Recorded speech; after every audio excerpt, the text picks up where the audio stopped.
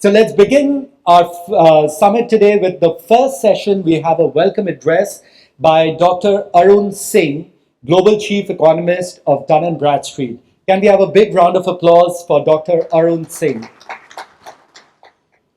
So I just heard that everyone is very excited. So I'm not going to ask everyone is excited or not. So I'm assuming that everyone is excited because it's first session of the day. And we are looking for a very insightful and powerful discussion today.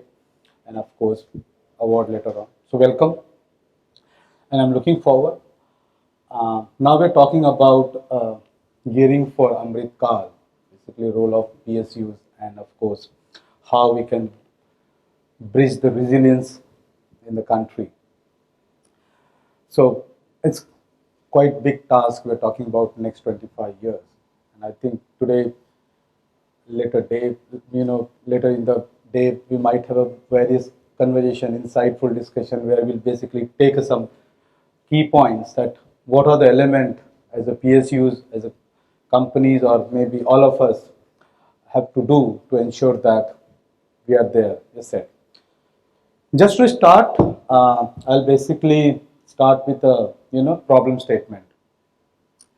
The problem statement is that next 25 years, the centennial independence 2047 when we approach, India has to generate 231 million jobs. That's a problem statement. When we look at when you take a look at working age population today, we have a 0.96 billion working age population in the country. That's equivalent to 1.3 times of the total European population. That is likely to go to 1.12 billion by 2047, which will be 1.6 times of the European population. Just imagine the quantum of the people will join the workforce. That's one. The second, the labor force participation rate in the country, not bad, not good in fact. It's a bad. It's not a sustainable. We have 52% of the labor force participation rate, as against 70% for some of the countries. So let's assume that we are not crossing 70, but at least we are maintaining 70%.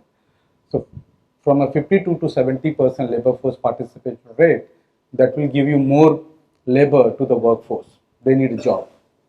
The third aspect, the women labor force participation rate in the country, extremely bad. When you correct that, you get more labor to join the labor force. The third. The fourth aspect, the agriculture sector. All of you are aware, what we call more people are unemployed, but we don't need them. We need to move to the most productive or efficient economy. You have a fourth set of people joining the labor force. The fourth set of people are going to join the labor force. First, the traditional growing population, they will give you 95 million working age population. They are ready to join the job market. When you address those inequalities, labor force issue, you get a 43.5 million more people join into the labor force. And the third, you bring people from the agriculture. You give you 93 million people joining for the labor force. So that add up to the math when we said 231 million people need a job in next 25 years. That's a problem statement. Now, how basically going to be we have to resolve? Of course, PSU holds that platform that we need to basically work around. One, as a country, we need to grow at annual average GDP growth rate of 7.3% till next 2025, next 2047, 2025 years, which is not possible. 7.3% average. Let's take a stepwise. The first 7 years till 2030, average GDP growth rate could be to 10.8% something, roughly 11%.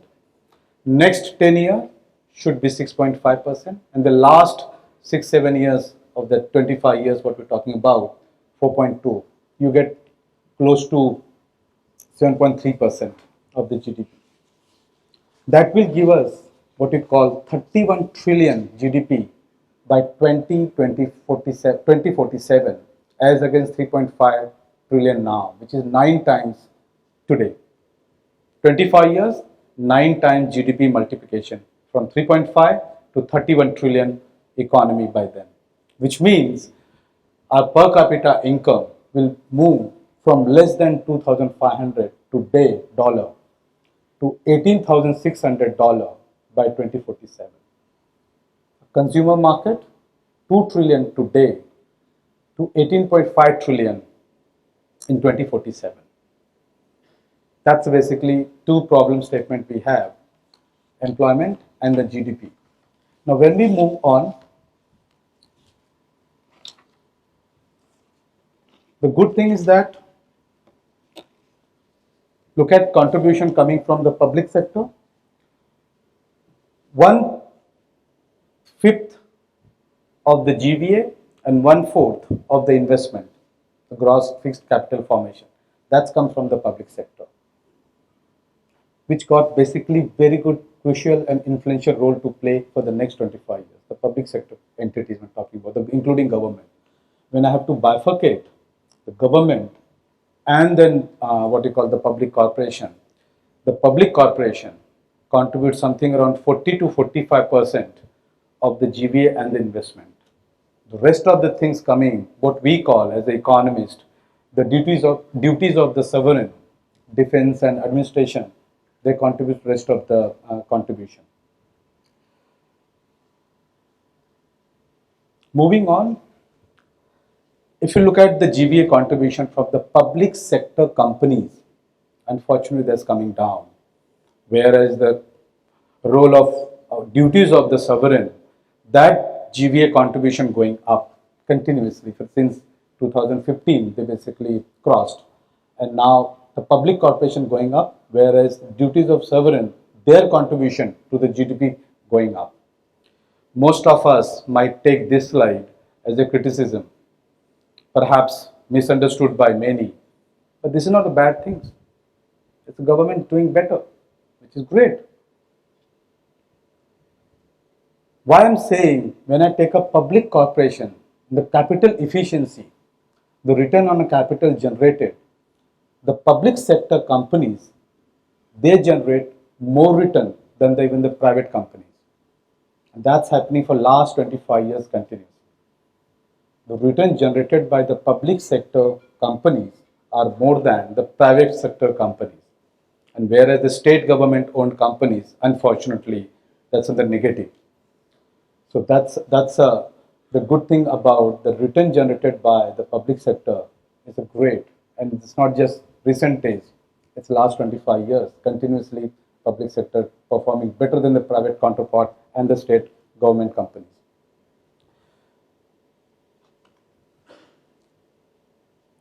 So these are some of the number. I just have to basically, I mean, it needs, there's no need for me to explain when I talk about gross value addition, talk about export earnings, talk about capital stock, talk about central, exchequer contribution. That's great. The public sector companies leading the pack. These are just of the number. Most of you are already aware.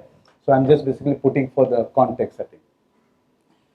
But when I talk about contribution of the public sector companies toward the monetary value creation, there are very few companies does that.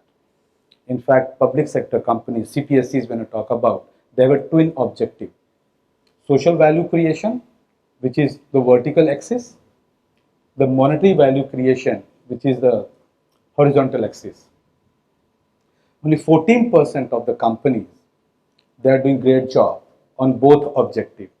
They're not just very high on the monetary policy, monetary value creation, but they are also very high on the social value creation for the countries. Diagonally opposite to that, roughly 48% of the companies, one half, they're not contributing either to monetary value contribution or social value contribution. Whereas the rest of the 7%, they are very high in terms of the monetary value creation, and 31%, they are very high on the other objective, social value creation. So you can say the one half of the companies, public sectors companies, are not contributing great from a monetary value creation as well as the social value creation. And these are basically 50% as strategic CPSCs and 50% as a non-strategic CPSCs. Let's take a case of non-strategic CPSCs. Now, the non-strategic CPSCs, they are not contributing to the monetary value and they are not contributing to social value creation. I think there's a need to rethink the role of the government in that. Diagonally opposite to that, the non-strategic companies, but they are contributing straight to the monetary value creation as well as the social value creation. I think government need to nurture them, grow them, and ensure that they are, going big. And then we have a companies who contributing to monetary value creation. Government can roll back the budgetary support. And there are companies who are very good in the social value creation, but they're not doing good job in terms of the monetary value creation.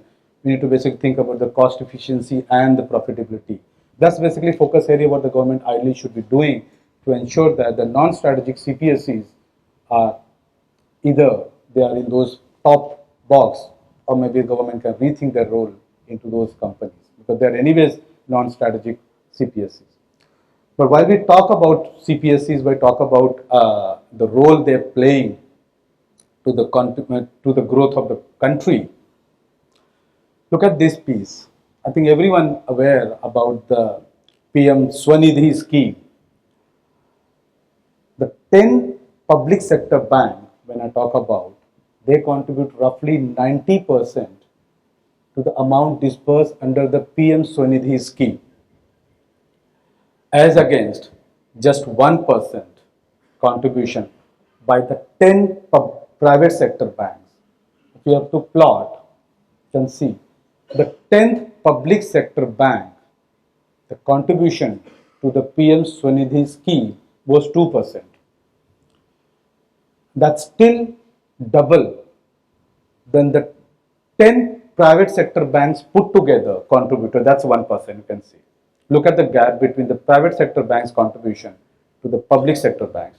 This is the social efficiency. This is the social cause what the government and what the public sector banks are doing, public sector entities are doing. That's one thing. Another piece, I think we all talk about public digital infrastructure. That's basically one example of what we call the positive externalities which can be gained by state intervention. Everyone can get a benefit. Private organization, public organization, people like us, everyone can get the benefit from this one. And this is one piece best in the world because I think the public digital infrastructure, what we have initiated, what the government have done, is a great job as compared to US, UK, and the EU. Given our data sharing openness to the data and the data standardization, I think we are well placed to create the value from this proposition. If you look at some of the statistics, I think we can generate 60 to 70% of the value as against just 10% in the US and Europe and 40-50% in the UK. If I have to give one example, now operational efficiency, I think everyone is aware and everyone can relate to this one. There's a 99% reduction in the verification cost. And the predictability power of anything, when talk about the credit underwriting, there's 5% increase in that. 4 to 5% increase in the GDP values. And of course, 130 basis point increase in credit to GDP ratio. And 20% of the thin files have converted to thick files. And I'm sure that everyone is aware about the thin files where the data is not there and the banks can't take any call in terms of the loan.